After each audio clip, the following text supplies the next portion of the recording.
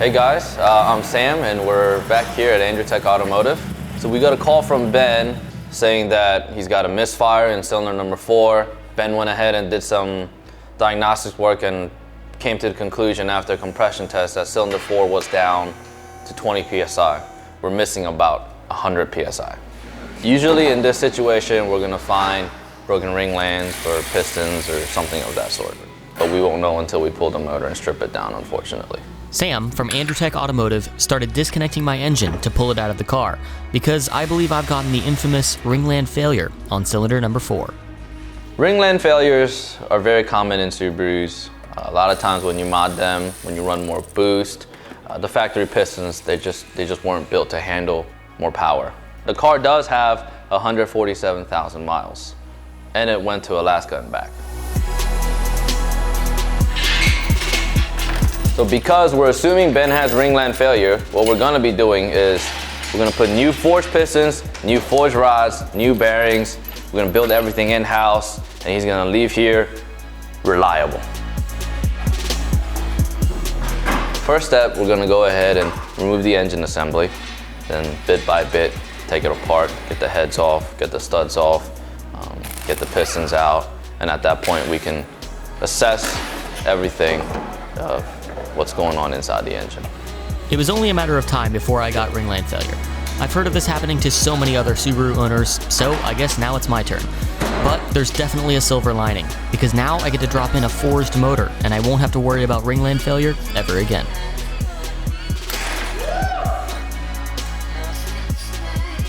At this point, I can tell if a customer's been doing the oil changes regularly, you know, the right intervals, and clearly it is, because I have another head over there we can show you. It's like they have not.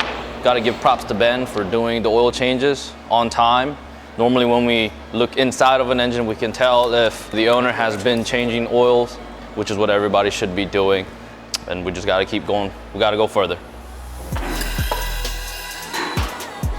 So this is your boxer engine. It's different than your traditional V6 or inline 6 or 4 or V4 or anything like that. This is a 4-cylinder engine and it's horizontally opposed.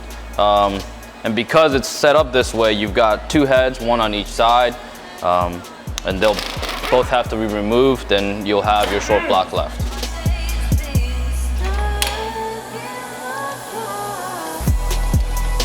I did find a lot of oil in the cylinder number 4.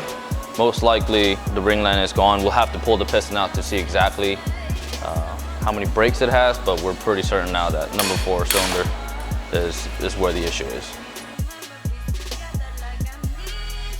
So to get the pistons out, they have access points in the front and in the back. Once you get the wrist pins out, the clips out, then the pistons will come out.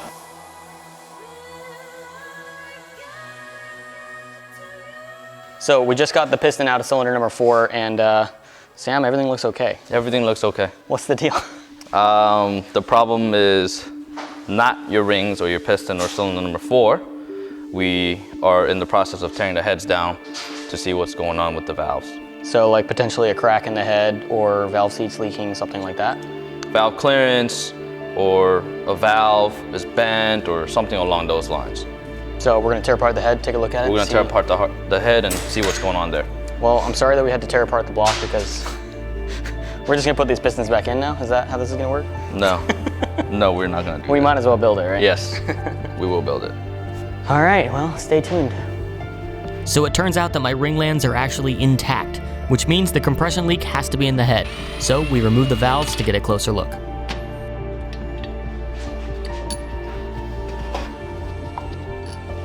bet there's something stuck in between the seat and the valve. No, this one's burnt. Burnt. There you go. Right there. So you're gonna have to go down to the machine shop.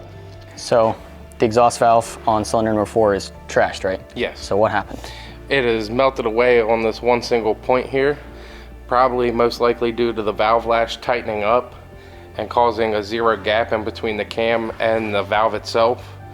And when that happens, it can't dissipate the heat away enough, and it'll start actually melting the valve due to the seat not letting the heat go away.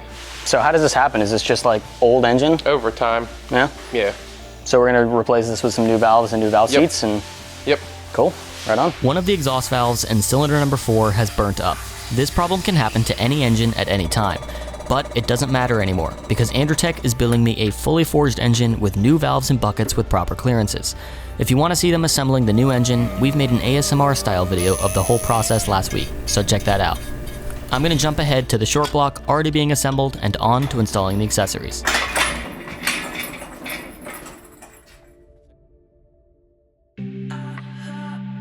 There's something really satisfying about watching an engine block get built from the bare case halves, bolt by bolt, into something that's starting to look familiar. And it's nice to have the peace of mind knowing that every gasket is new and every bolt is freshly torqued.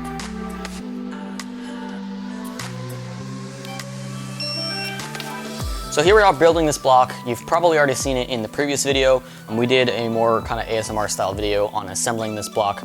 But I wanted to take a minute to talk a little bit about what's going into this engine before we put it into the car. It's got mainly forged pistons and rods in it, so hopefully we're not gonna have any potential ringland failure in the future. We've done a valve job on it and all of that so that the valve issue that it had was taken care of. And now we're basically reassembling all of the accessories onto the block, one of which is the oil pan. I'm going with a Killer Bee oil pan because it has a larger capacity in it. It's got a thicker flange on it. It's got a much more secure oil pickup tube. Believe it or not, oil pickups crack on Subaru blocks, stock oil pickups. They're just a little bit thinner. They don't have as much of a brace or a support on the oil pickup. Not only is it thicker, it's got a bigger pickup tube, so it's gonna actually get the oil sucked up much better, and this brace is it's not going anywhere. Killer Bee one is gonna give me much more reliability, especially if I'm gonna go on the track with this car, which I'm probably gonna do at some point. So we're gonna put that on there. We're gonna put the rest of the accessories on it, intake manifold, all of that, and then we're gonna drop it into the car. If you want to see this engine get assembled in more detail, we made an in-depth video last week showing the process. We also post just about everything that we do in real time on our Instagram story, so check that out if you want to follow along more closely. Jacob is a master of his craft. You can tell that he builds engines regularly because he assembles my engine so easily that it looks like he's just taking a stroll in the park. We put on a new STI oil cooler as well as a stock STI header. I decided to keep the boxer rumble for now, but we might change that down the road with something that might make a little bit more power.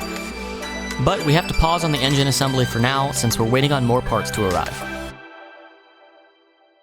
Okay, so we are waiting on some tappets to come in for my engine. So until those tappets come here, we can't really do anything. But I wanted to show you guys kind of the lot of cars outside of here at Andrewtech because it's really amusing. Surprisingly, a lot of Foresters. This is mine. There's no engine in it right now. No engine, because it's inside being built. We have our intern's Celsior, super rad right-hand drive and all that stuff. STIs are everywhere, but Foresters are also everywhere.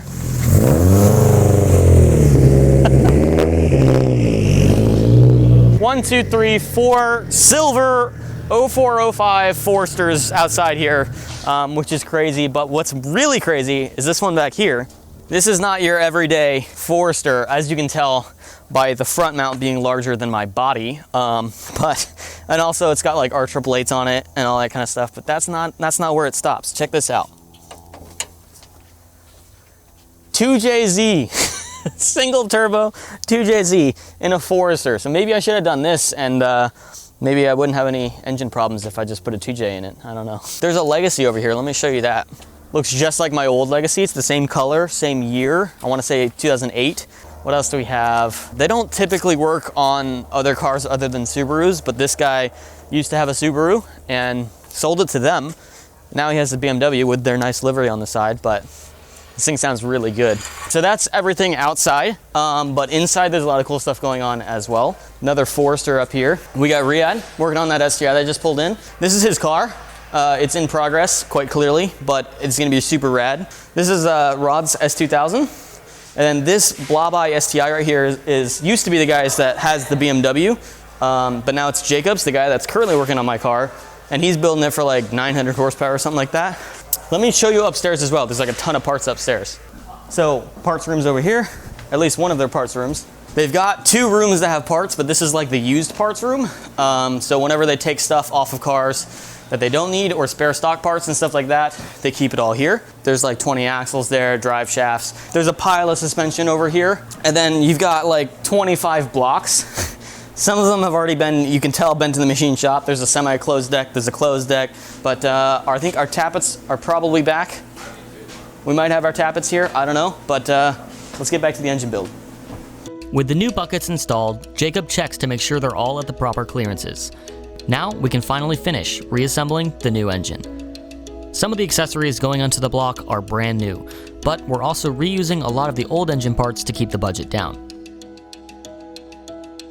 Alright, so you might notice that Francine is in a different location than she was earlier in this video, and that's because we had to roll her outside because we were waiting on parts and they needed to move some things around. So this is where she is now, and obviously still no engine in it. We've got Jacob over there assembling the accessories onto the engine, and we're about to drop it in probably in a few hours, but we're pulling another late nighter to see if we can get this thing in here today, which would be pretty cool. With each part that goes onto the engine, I get more and more excited. With this engine, I'm not going to have to worry about any little things breaking, because I know that it was all put together fresh, with the exception of some of the accessories that I know are still low mileage. Everything else is looking very fresh. So, Jacob, how hard is it to put an engine into a Subaru? It depends on what modifications are done to it. Some of them can be kind of difficult, but this is stock platform pretty much, so it should go in fairly simple without many hiccups. Yeah, we should have this running in about a couple hours, maybe 2.5 hours. It didn't take long to get the new engine installed into the Forester. Honestly, Subaru engines are pretty easy to take in and out of the car. Now, all that's left is to connect up the simple stuff and add one more mod, the Cobb Air Oil Separator. Basically what it's doing is it's routing all of the crankcase pressure and all of the excess PCV system through this catch can, causing it to allow the oil to separate from the air before it goes back into the intake tract, and it drains it back into the block through the top port. Yeah, right. These two are coolant lines coming out right now. Yeah. It heats the can up, try to help the moisture separate from the air and dissipate it. There's two lines that'll come up and they go right to these two side ports right here. And then there's another port that comes off the top of the block that will go right to this bigger port. And then the drain goes to the same port just on the other side of the T and comes up under the catch can where you really can't see it right now. And that is what allows the oil to drain back into the block. Nice. This is it. We're on the last few steps now. We're just buttoning up the engine with the final pieces, and then we'll be ready to start the engine for the first time. Well, that is after we prime the system first. Basically, we'll leave the plugs out of the car and crank it over so it doesn't build compression, and it'll actually build oil pressure while cranking it over with the OEM starter.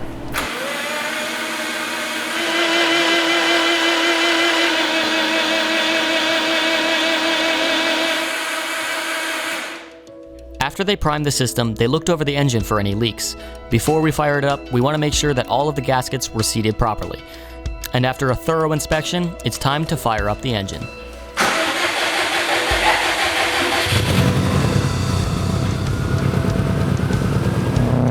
Andrewtech has a break-in procedure of 1,000 miles, which means I can't drive this car hard or take it to the dyno until I've driven it gingerly for 1,000 miles.